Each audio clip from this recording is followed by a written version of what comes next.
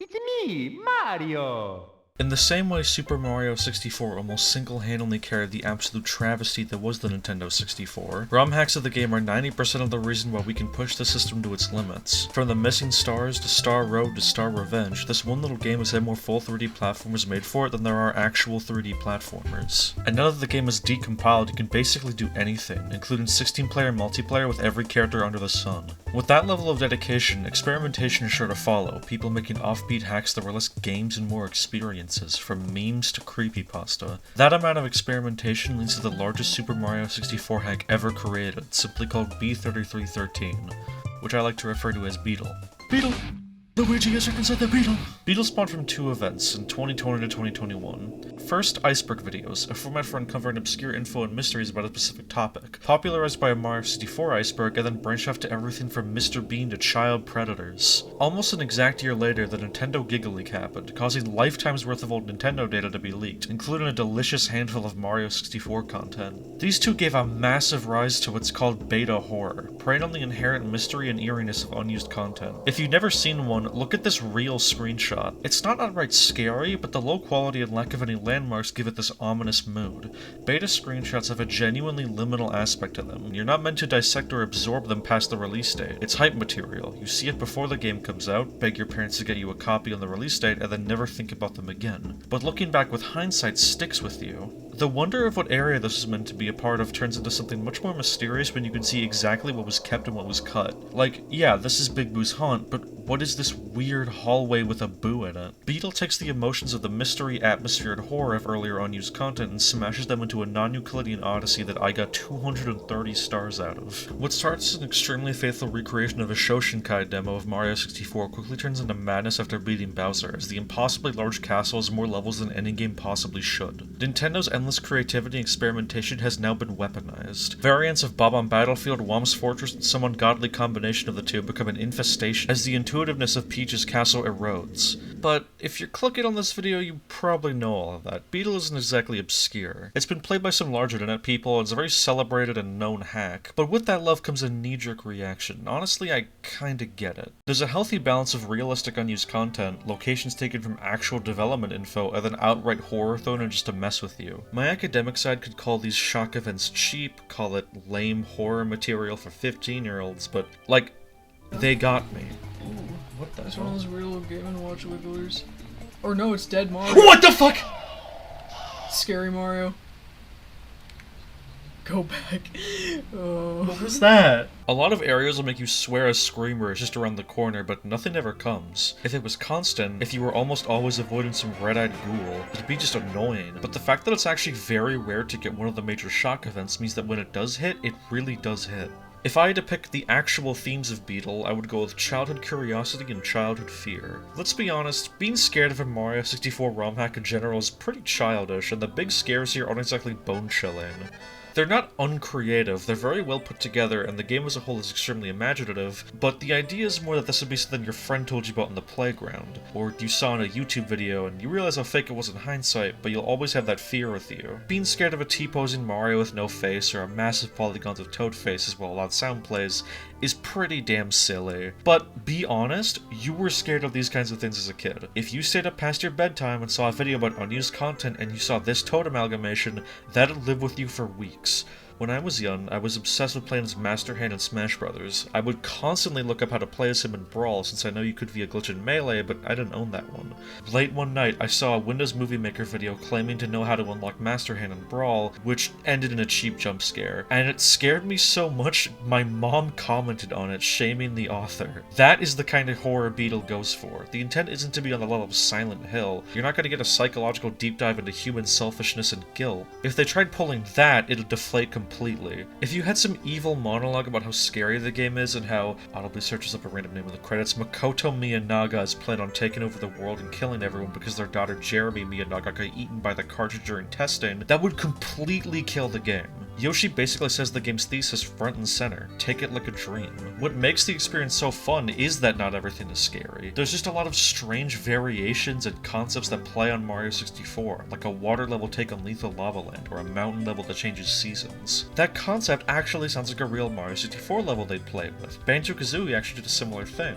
There's the intentionally discomforting, like a weather test area that's just a cube room made of snow, while there's also just actually cool ideas. There's a level in a garden where you help a Monty Mole plant fresh crops for him, and there's no spooky twist, nothing bad happens, the level just does this and it's adorable and I love it. Again, it's not trying to compete with a more traditional horror experience, and honestly the most unnerving parts for me are when they imply something metatextually, that in-universe this was a beta of Mario 64. When you remember that, a lot of areas and objects present made me almost feel sick with the implication. There's tons of content and ideas from DS here, from the Battle Fort area to the Silver Stars, and this is another way they fuck with you because there's two different types of Silver Stars. One is a reskin of the 5 secrets, and the other's actually fully implemented in the way DS is, where the stars bounce around and make a little jingle. You can play as Luigi literally at the very start, but you don't figure it out until you go behind the castle and talk to Yoshi. I spent hours without going back here and it blew my mind. And again, there's a massive amount of realistic ideas, like a boss against Captain Fly Guy with an arena based off of the wing cap level. You could call this idea lazy, but it's not like a larger version of a normal enemy, it's just something they do like 3 or 4 times in the actual game. Speaking of metatext, there's a weird running theme with booze inside of the castle. It makes me wonder if there was some kind of story beat planned with the castle being overrun by ghosts, and the final game's courtyard is just a mere remnant of that idea. There's an unused Boo key object in the actual game. Maybe King Boo would have invaded the castle, and you had to get a key like in Bowser fights to drive them out. Maybe they get locked into the courtyard, or maybe the courtyard is just where they started their invasion. There's also just really good uses of real unused content like Motos. If there's any fat robot man in the chat, sound off. We found your icon. Also DM me. If you don't know, Motos are fully implemented enemies found in the Giga Leak. I believe they were intended for Lethal Lava Land, and they kind of just act like Chucky's, but weirder. There's code for Ice Motos and Big Motos, so they might have just been straight up early versions of bullies. Or maybe they were alongside bullies and they just thought they were unnecessary. In a few different locations, most notably Lethal Lava Land variations, you could find a differently textured thwomp that looks like a Motos. And it's so cool because, again, it's not scary at all, it's just a realistic depiction of the creative process. Ideas are created, reformed, and sometimes make it into the end, but sometimes die out. I imagine the original vision for the game was extremely different for what we got. Another strange Giga Leak find was this model called Hopper that only has a jumping animation. There's no real code attached to it, so nobody knows what it was meant for, but here they used it as a reskin for the bouncing boxes, which makes more and less sense? It's very weird. This flower sprite, the flower blooming, gets used a lot too. The Boo key, which was mentioned earlier, is used in a handful of ghost levels for a very interesting key mechanic, including this scary ass one with the killer Mr. I. If he takes one look at you, you're dead. Some might call this part a little too creepypasta with it chasing you down and insta-killing you, but I actually thought about it more and think about it like this. Mr. I is a big eye. If you think about it like a stealth level, you could see them acting as a fantasy version of a security camera. I imagine that if this were in the final game, it'll make an alert noise and spawn a couple of boos or something like that, with the starbase aren't using the vanish cap to remain undetected. The painting for this also genuinely scared me. I was so used to these bizarro paintings and pictures of geometry that I jumped in fear from this pre-rendered 3D. This and the vanish cap painting are perfect for unintentional creepiness. What's so ominous about this? It's just showing off the vanish cap. What's so ominous about this? It's just trashy from Deltarune. A lot of people say they miss the days when it felt like games were infinite and anything could be inside. I say you're not looking hard enough, that era is still alive. More than ever, someone can make uncomfortably believable hoaxes, and with people who are raised on those secrets now making the games, you can have some insane hidden content that people are not going to believe in the slightest until it's proven. When you play a game for the first time, it's in the state of theoretically infinite. Maybe that passage could be a secret level, maybe you could end up playing as a whole new character, maybe there's a million worlds and the game's 800 hours. But once you play it over and over and over, you subconsciously see it as less and less of a world and more of a video game. You can't literally see the hitboxes and you probably don't remember every pixel, but the game stops becoming a world and starts becoming the complex geometry that fakes one. And I'm kind of okay with that. I kind of love seeing a game like that. I love looking at it and thinking about the developers putting as much as they could in this little hallway. How early in development were those birds that just flew overhead? Were they essential to the atmosphere or last-second decisions? Beetle's in a strange in-between where it kind of melts these two feelings together. That childish wonder of potentially infinite mechanics is realized as ideas are brought up, then forgotten about, then reintroduced like they were never there before. But at the same time, there has never been another video game that has been so unabashedly a video game. It wants you to not engage in it as a world, but as a dead frog, dissecting it and analyzing it. The problem with that being,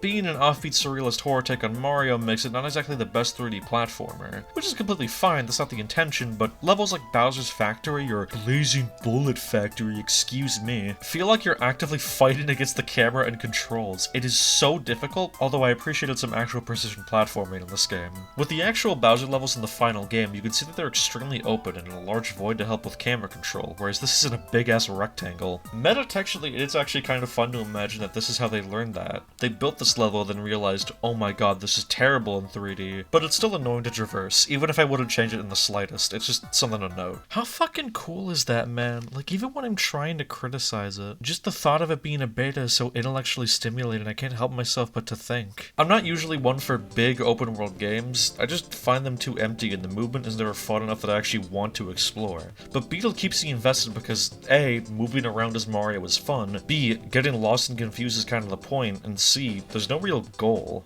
You're meant to sort of take in the sights and not worry about a larger mission. With this, they actually fix one of the biggest issues of Mario 64, which is the live system. In Vanilla 64, lives are literally useless. This was the generation of completely meaningless game overs. The level restarts either way, so no progress is saved with a life, but in Beetle, the map is so overwhelmingly massive that you want to desperately hold on to your lives to prevent having to run all the way back to wherever the hell you once were. 100 coin stars don't exist anymore, and getting 100 coins now gives you an extra life. You'll probably only be visiting each level once or twice, so there's a real incentive for lives now. You actually want to save your place, like an actual arcade game. It's such a genius move. The most dated mechanic in the game has new meaning through this labyrinth, and honestly, sometimes death feels like a relief so you can start over and try a new branch. Although if you know where to look, you can pretty easily glitch yourself into getting infinite lives. I really like this. It feels like you're essentially weaponizing the game's jank to give yourself a defensive edge. I feel like I just outsmarted the game. And then the game pulls a shock event on me and crashes, so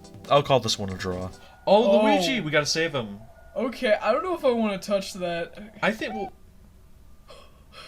You, like, jumped. Let's talk about the music. I normally also mention sound effects, but for this game it's nothing of interest. Sounds are almost all taken from either vanilla Mario 64 or the various betas, including Mario's weird beta voice. He sounds like a child. Hearing this voice for over 20 hours, then going back to Charles Martinet is like drowning and then being rescued. The more interesting part is the soundtrack, because it actually has quite a few notable names. You know, if you're a neurodivergent 16-year-old, which you are. Thanks for watching my videos, June. First is Waste of Blood. Already someone that does a lot of Mario 64 conspiracy bullhonky, I really like their contributions. They know how to get a good atmosphere out of the sound font. Tracks like Lunar Tower especially have a very calming feeling to them. The varying tones of Beetle are represented well here. The other noteworthy musician is Chris Arlillo, who along with doing music was a general lead developer and director kind of person. Let me just look at the channel, see what else they've done, and oh my god! This is like a song. Fuck, now I gotta see what they did for Beetle.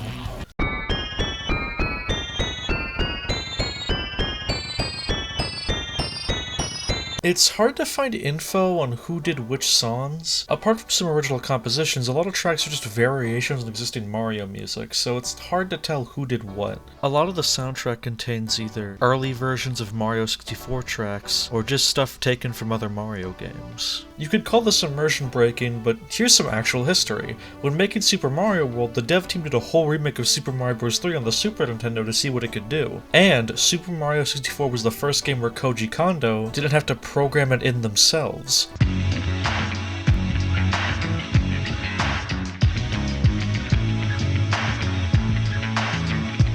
So you can imagine, as placeholders, he would try remixing older themes with the new tools available. This kind of stuff happens all the time in games, having placeholders in previous installments. You can even sometimes find leftovers in the final game. They do cheat twice. They use a song from Mario Kart 64 and the Forest Maze from Mario RPG, and neither of those were composed by Koji Kondo. But 99 out of 100 ain't bad. But aside from those, my personal favorites of the OST are Nebula Lobby, Motos Factory, Star Road, Dire Dire Victory, Powerful Mario, and Koopa's Road.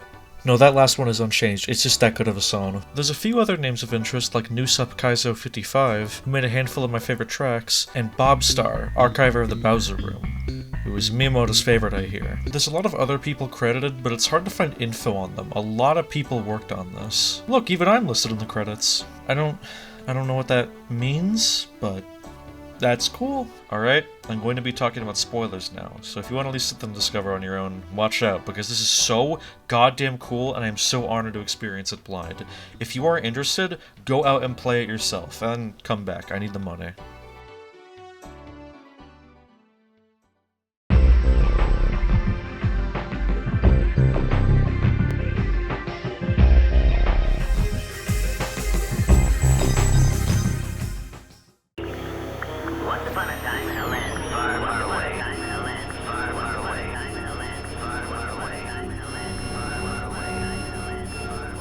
I have been lying to you this entire time. B3313 is a near endless maze, but there is an end and there is a goal. There are 488 stars, but only 462 are what you'd imagine. There are 13 red stars and 13 green stars.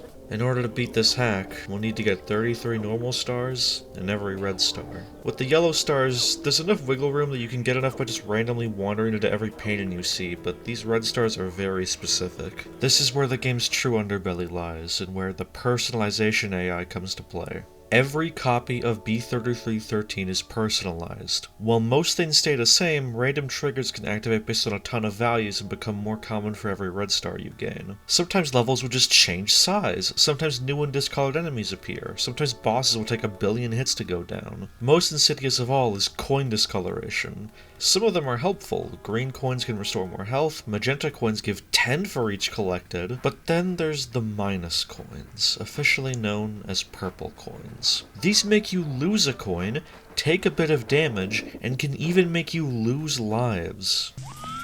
Okay, yeah, this is planned. He just never comes back up. He's actually killing him. Oh my god. Oh my god! Dude, those are so dickish. Okay. That's not even the worst one, no. The worst is the white coin. Collect it, and the game rolls a dice. Unlucky enough, and you get an instant game crash. And if it doesn't, any amount of random triggers can happen, from taking away stars to taking away Mario's hat. And if that's not enough for you and you want to live an embodiment of chaos, taking a few steps can find you the yellow switch. Remember the caps? Red, blue, green, wing, vanish, metal? Yeah, there's a fourth now. What cap does this give me? You know what they say, get scared. Alright. It's pretty peaceful up here. That, like, fuck up the game forever? Okay, so... Okay. Okay, so that's the randomizer. If I hit fast travel... I'm excited. My Oh, hat is gone forever. Cap gone forever. Oh.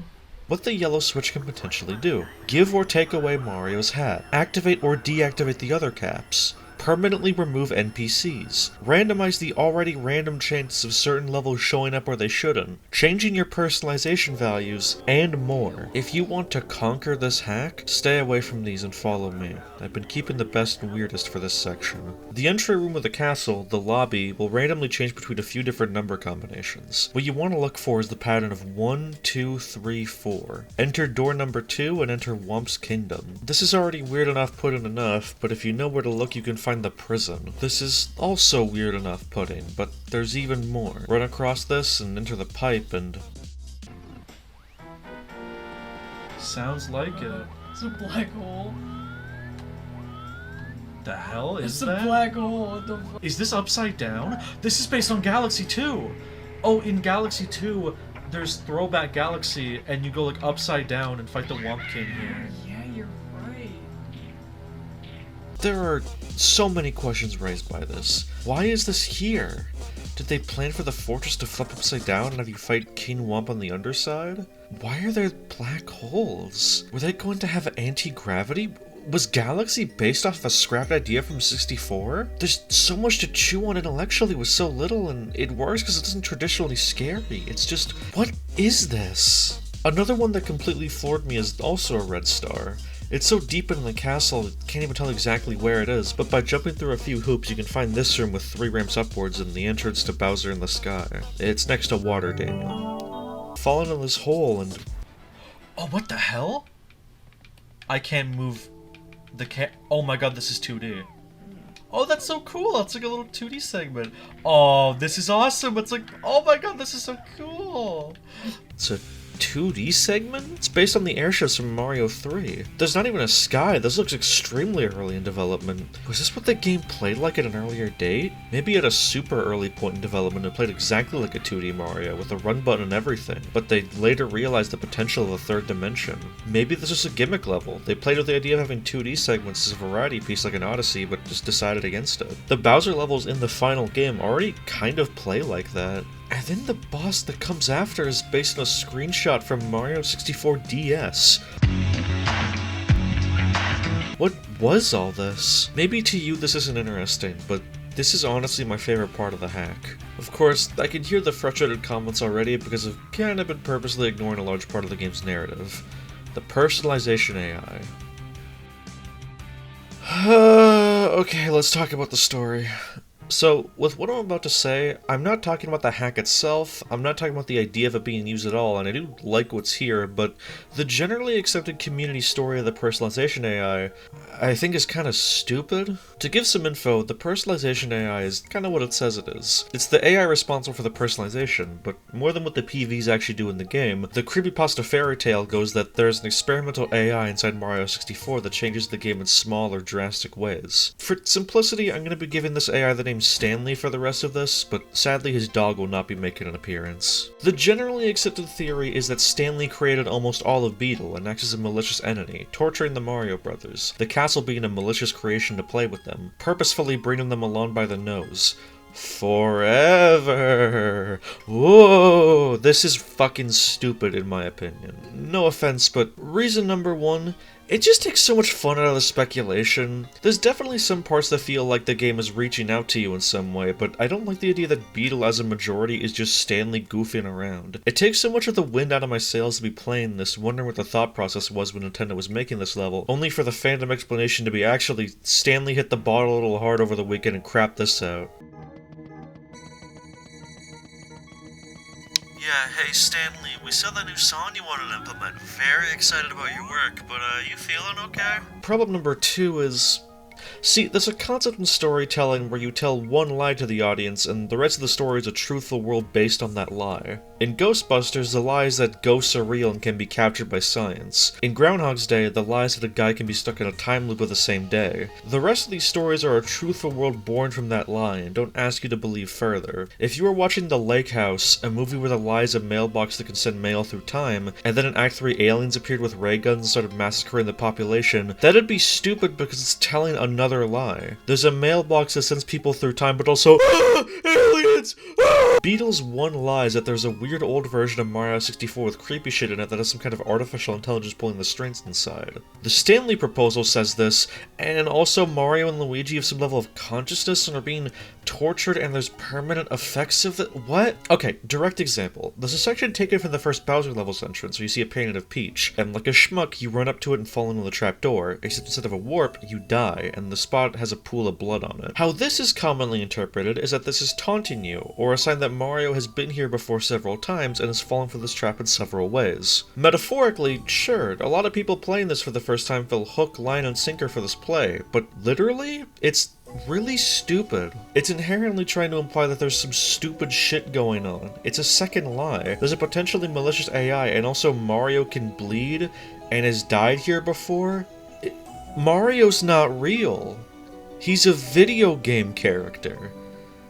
You know that, right? The lie is that there is a potential artificial intelligence inside of the video game. The lie is not that video game worlds are real. If this was the initial lie, that Mario and Luigi could be sentient, then I could buy it a little more, but that's not what we're being fed from the start. The fun part for me is imagining why this pool of blood is here and the context of this being made by Nintendo. You might think this is completely out of the question, but remember Ocarina of Time? It had several moments showing blood, and that came out after this game. Hell, there are semi-infamous official comics of Mario smoking and smacking Peach's ass. My theory is that originally Bowser in the Dark World's entrance was going to have you die, then respawn within it, having the same plot beat of Bowser tricking you with a peach painting, but being done in a bit more of a sinister way. The most interesting part of this is that in most scenarios, when you die inside the castle, you respawn in Red Lobby, a twisted version of the normal lobby with red fog and booze everywhere. Going to my previous theory about the Boo Key, the intended plot beat might be that Mario dies, gets sent to Dark World, beats Bowser, comes back, but while all that was happening, the Boos invaded the castle, maybe even released in a similar way to Luigi's Mansion. During editing, I found a lobby that is scary and dark and plays the Ghost House music and has booze in it,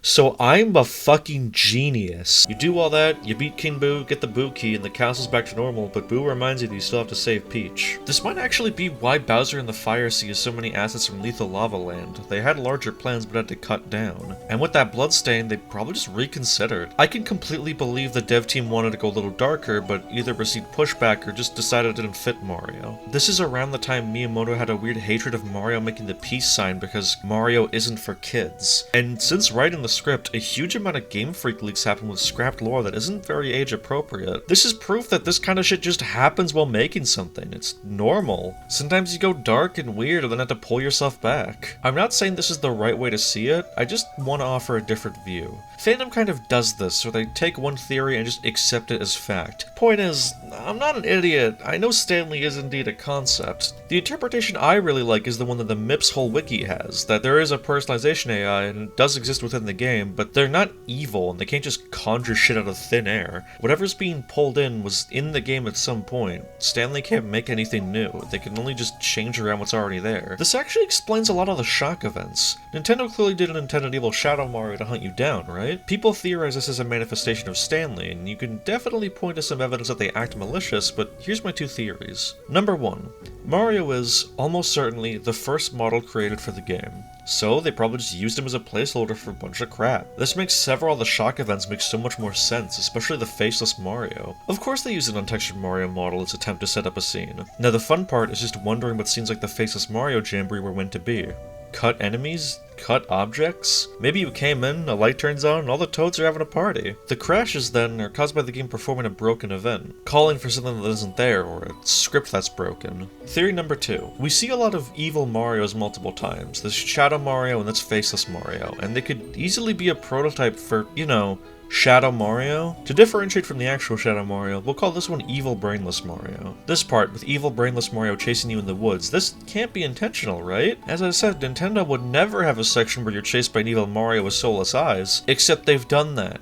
Twice. The one in Mario Wonder even looks nearly identical. Many would point to Bowser's bridge as a clear sign that, no, there's some maliciousness at work. It's a big bridge with the silhouette of Bowser, and then oh no, oh god, I'm dying. But if you can somehow get close enough to Bowser without triggering the scary, you can see that they have the same textures as Evil Brainless Mario. Evil Brainless Bowser? You can argue that this means Evil Brainless Mario has to be Stanley's doing, and we'll talk more about Stanley later, and I understand the thought process, but my counter argument is that, really think about this. This is basically just Bowser in the Dark World's entrance, just on a bridge. And what was Bowser's boss fight like in Mario 1? Yeah, a bridge. What if they intended you to first see Bowser here, expecting a dramatic encounter, until you get the rug thrown out under you and enter the real Bowser level? Again, this is not the only way you should look at this, but I love seeing things in this lens. But, okay, let's hear out the other argument and get on the creepier stuff. There is, no matter what yarn, it can spin something up. In multiple areas, you can find this mysterious font speaking to you. This, as most believe, and I'm one to agree, is Stanley. These few gold nuggets can provide us a lot about Stanley's character, that they fucking hate this. They're basically constantly begging you to turn the game off and will take plenty of opportunities to make the game crash. This kind of clashes with the general interpretation of their maliciousness, although I've seen some people say that they're trying to trick you?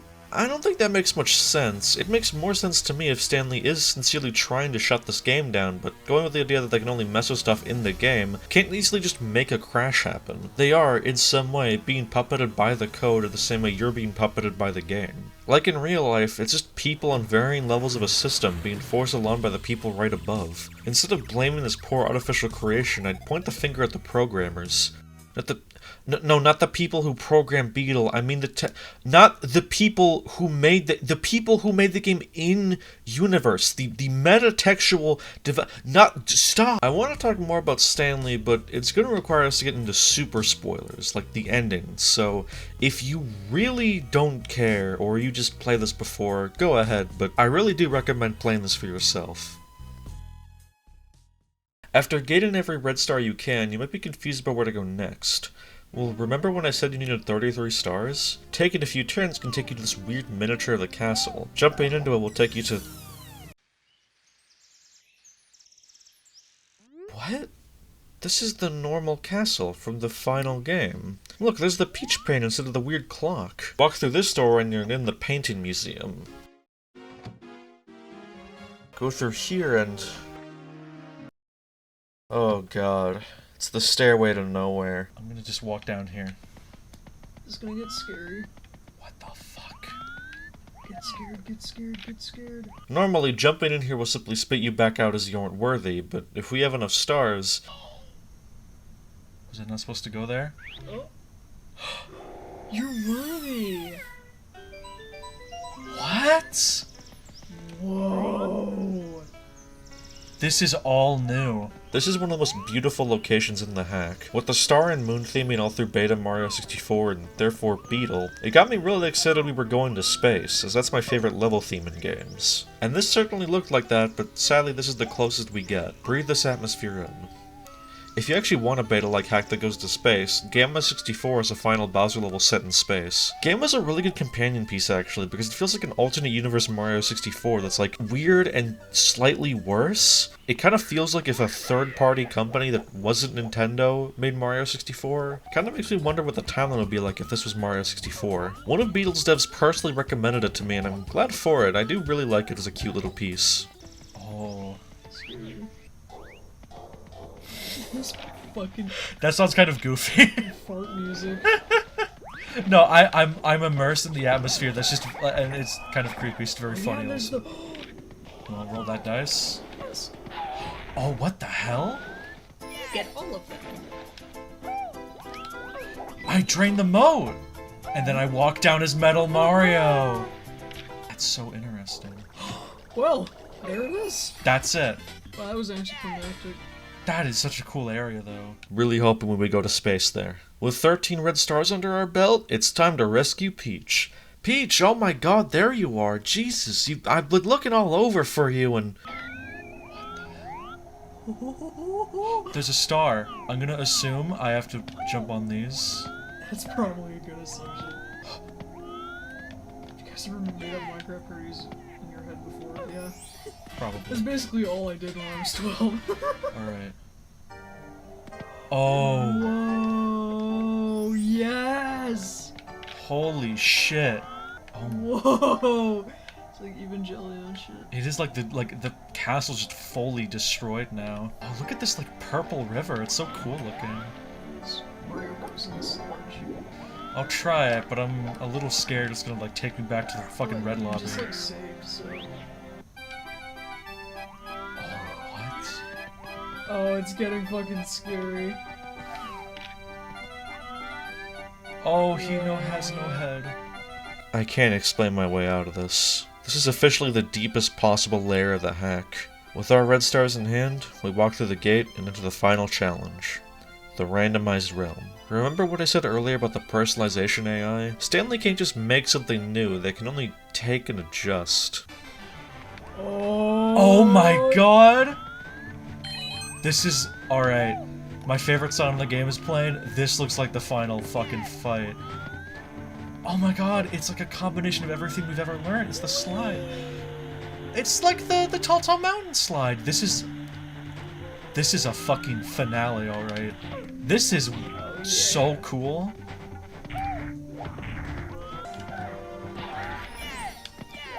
Oh yeah.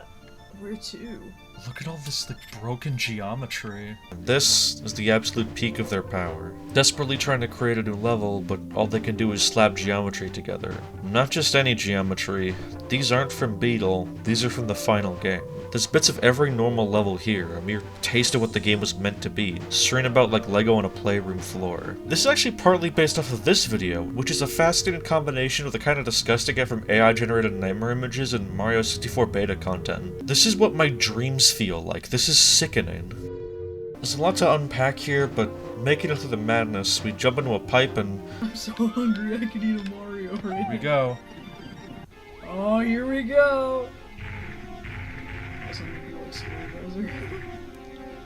Oh, what the hell? All the main stages mangled into one. Now it's time for the Bowser levels. Wall jumps, triple jumps, and long jumps just barely let you make your way through Bowser's arena. I really want to talk about the track playing here. Eternal Fort. The incoherent nightmare strings at the beginning feel like peeking into a reality of pure madness. It barely feels like music. But then a militaristic drum roll plays, and the true final boss theme makes its entrance.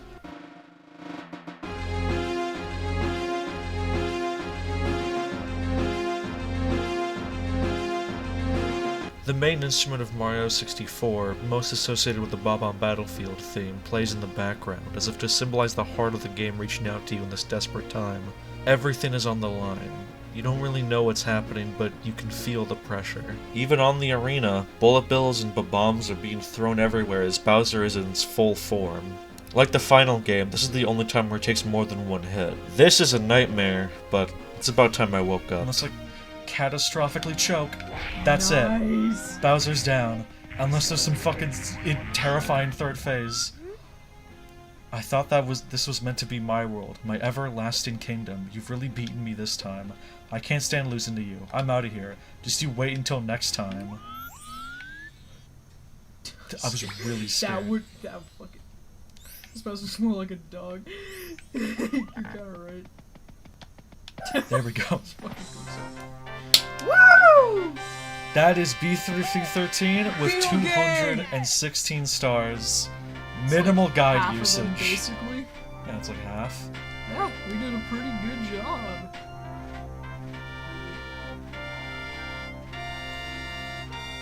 Oh, that feels good. Godspeed, Mario. Hope he enjoys his flight south for the... Ooh. Power Star.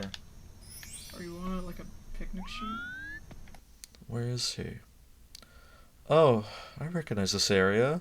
This was actually fairly recently unearthed. Actual footage of Mario and Luigi in Mario 64. I wonder what else is here. Pretty Peach? cool, so Mario is missing. Oh, hey, oh my god, Lakitu. What's up, man? Lakitu?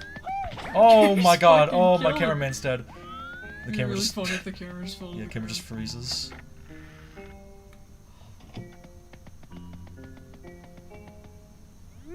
The power of the stars is restored to the castle. Fucking finally, how many stars does one need? There's like 400 there. How did you expect me to get any of that? What? Why are there so many castles? I'm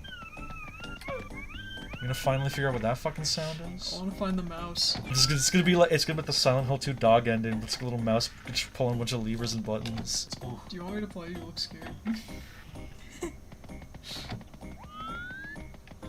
Oh my god, this is the fucking... Yeah, I know this place. This is how fucked up it's gotten, is that we can recognize places like that. Yeah. It's not over yet. Oh boy. Another pipe. What? Another pipe. At the deepest point. Ooh. Oh, it's really gone now. It's the blood, like, river one, but, like, the water's gone now. It's just nothing. The game isn't even trying to look like anything anymore. Fine. I'll persist. I'll push through. I can beat anything you throw at me. Show me the ending I deserve. Whoa. Oh my god. It's a scene. Welcome to the Star Road. 5 pipes, 5 challenges. Will you play the game, or will the game play you? Oh boy. You can't be serious.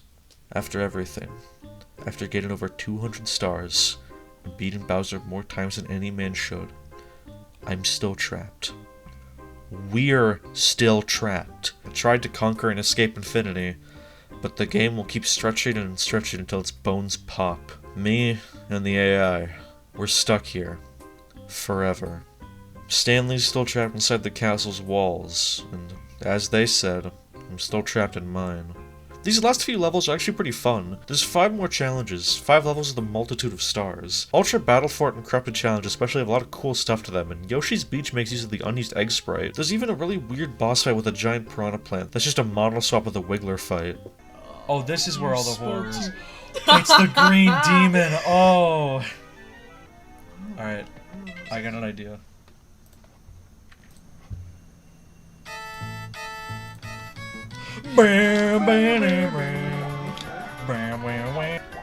Oh my god. Ah! Woo! There we go. We did it! We beat the entire game. Yay! Believe it or not though, we're still not done. A well-timed triple jump can take you to this waterfall with pipe 0. This requires every single star in the game, including the green stars. These pop up after 120 stars are collected, and are 3D for some reason, and I'm not ready to unpack that. There are exactly 2 people I could find online that have actually done this. Thank you, your work is admirable. This is seriously the end. You get a final big red star, Toad quotes Yoshi at you, new yellow switch area. Boom. Star Road is now blue and you get a sign. Thanks, Stanley. I'll take a nap, dude, holy hell. There's a lot to unpack here and a lot to theorize about, and I've only just said what I think is the most interesting solution. There's a couple other ingrown weeds to clip, like this Bob-on Buddy in Randomized Realm that begs you to turn it off and says it wasn't your fault before crashing. This kind of feels like the true ending. I have to assume Stanley is communicating to this buddy, but still can only say what is available to them. It wasn't your fault makes me think that Stanley's nowhere near malicious. They've been forced to add and add and add to this game for what must be decades if this being made around 1995 is to be believed. But it isn't your fault. Stanley doesn't blame you for trying to dig deep. We can't exactly communicate, there's no mic inside the cartridge. For all they know, maybe you're trying to put a stop to this. Maybe you just don't know any better. We're not enemies. To me, the evil brainless castle grounds and the subsequent levels are Stanley essentially having a breakdown. The deeper you go, the less man-made content there is. Dig too deep and Stanley goes off the rails. They've made so much for you. They're overworked and they don't want to live like this. Star Road is a failure for both of you. Stanley wants this shit done. In a way, the only victory you can achieve for both of you is shutting it off. Super Mario 64 is a game with a lot of eccentricities. It is still a beloved game to this day because it has that perfect mix of being really forward-thinking, really well-designed, but very janky and very experimental. It tries a ton of things, and most of them work, but definitely not all of them. Just as an example from my youth, I'm always fascinated by bosses in games, especially giant bosses. I've always thought about what would happen if you just spawned IROC into Wump's Fortress or something and changed no other data. Just place that object in. Especially for Zelda, where the bosses are way more complex. What if I just put Phantom Ganon in Kokiri Forest? Would the game crash? Would he function? What if pieces of important geometry for the fight, like the panes, just magically spawned in? Giant bosses especially really add to this feeling. When I was a kid I played a ton of Gary's mod, and the thing I was most terrified by, but most interested in, were the gigantic boss NPCs. These Vindictus bosses especially. Even today, I kind of have an irrational fear of them. I get really scared looking at them in Gary's mod. There's just this feeling like there's some kind of alien life force that has infected your game. If I actually look deeper into the code, the mysticism will probably leave me, but when I develop my own games, it's gonna be one of those things that'll be fun to be on the other side of. Beetle takes a lot of those eccentricities and exaggerates, deconstructs them and flips them on their head. Peach's castle being the hub world is really cool and helps broaden the Mario universe, but it's kind of weird. Like, damn bitch, you live like this? Where's your bedroom? What does this maze of paintings in your basement do for you? Paper Mario would try and make the castle feel more lived in, but 64 is just a hub world-ass hub world. A lot of people would call these liminal spaces, but I think that's the wrong definition. If I may offer a new term, I call things like this pragmatic spaces. Areas that are designed for a specific purpose, and when ripped away of that purpose, have a surreal quality to them. Playgrounds, cafeterias, video game levels, they aren't really transitionary like a liminal space. It more so gives off this feeling of things are meant to be happening here but aren't. Like, imagine if you woke up and every other person on the planet disappeared. Imagine walking down the street and seeing no cars or people, and going to the grocery store and there's just walls and walls of food. These locations are made with a purpose. When presented without that necessary context, they feel alien. If you found GM Construct out in the wild, you think it's the remains of a nuclear meltdown. That's what Beetle feels like, bringing glaring attention to the pragmatic spaces of old 3D games and using them to create a negative emotion emotional aura. It twists the castle in weird ways that aren't necessarily scary, but add to this feeling I get from weird games I call homesick from the norm. Very few games give me this feeling, and it's one that really resonates with me, so I really appreciate it. I can get over a lot of the more blunt horror elements when I remind myself that the intent is more so just to be emotionally draining than be scary, and it does that really well. The only times where it goes a little too far for me are the belittling of the Mario Brothers for being evil in some levels. This feels a little ham-fisted, but like I said, it's meant to contribute to that generally downer energy. And as one final theory, someone suggested the really interesting idea that these are translation errors. Like, the actual Japanese text is meant to be more playful with the NPC acting as a villain, or maybe just chastising you in a goofier way. But with a bit of misunderstanding, you can end up getting something like this. Think about King Whomp's speech. You could probably change a few lines and make him sound completely sympathetic. Either way, Beetle takes a lot of those aforementioned eccentricities and twists them in the way you'd expect, but you can also find stuff like Bowser's Castle, a location that makes way more sense as a hub world. Like, guys will literally live like this and say they're fine. The tricks and traps of the castle make much more sense being Bowser's than Peach's. Why do you have a painting of yourself in this hallway? What is the purpose of any of these rooms? I have a huge interest in this generation of games for some of these reasons, how primitive but exciting it must have been. It's that perfect era when we're starting to kind of get video games, but we're still majorly experimenting. That's another thing that Beetle embodies, that early days of flight. Games before this point felt like taking your first steps, then breaking into a run, then jumping once, twice, and then flight. Every Mario platformer after World kind of had their gimmick. Mario Sunshine is the flood one, Mario Galaxy is the anti-gravity one, and Mario 64 is the 3D one. In a way, Beetle embodies Mario 64's vision more than any other hack. It is what we pitched 3D as. Larger, more real worlds, more detailed characters and environments, an immense level of depth we could have only dreamed of. 64 isn't perfect, Beetle isn't perfect, but I'm never gonna forget either of them. Beetle is up there on the list of games I wish I could just make again. It's an emotion I desperately want to evoke, of something infinitely long, infinitely weird, full of surprises, full of odd, half-strung concepts. I love video games, dude. Like, it feels like archaeology or a slot machine. Sometimes you find a gem, sometimes you find a mess, and sometimes a bug comes out and you scream and die. That's how I find shit like Air Zonix. Never change video games. Mario 64 doesn't have some scary personalization AI inside of it. It's not some insidious creation, but in a way every copy kind of is personal. My run of Mario 64 goes way different than yours, especially if you're going in blind. I usually start with the Chain Chomp Star and Bob on Battlefield, then run to Whomp's Fortress and get all 7 stars in a quick run through, and I usually try and make a priority of getting all 3 caps, even if I don't use them that much. Meanwhile, you could get them in so many different orders, collect only one of the caps, none at all, and just beat Bowser. Or maybe you're a 100% completion person. That level of freedom is what they intended for the game, and I think that's magical in its own way.